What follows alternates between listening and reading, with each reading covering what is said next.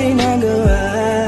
Mga pagkukulang na hindi ko maintindihan kung ano ang naging rason. Binigay ko naman lahat, ngunit bakit ka ganon? Sadyang ang madaya, hindi na to tama. Takot sa aking puso, ngayon lumala na. Siguro ay di na muli na akong iibig pa, dahil nga ako ngayon ay napagod na.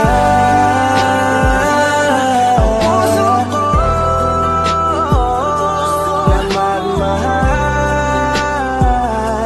masasaktan lang naman ako.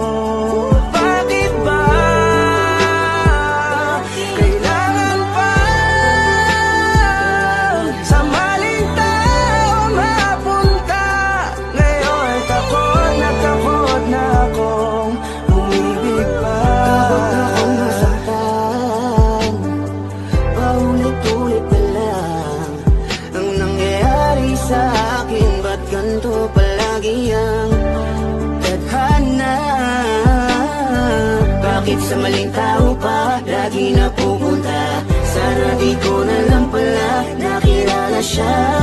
Sana hindi ako ngayon nasasaktan. Ayoko nang umibig, masasaktan aking damdamin.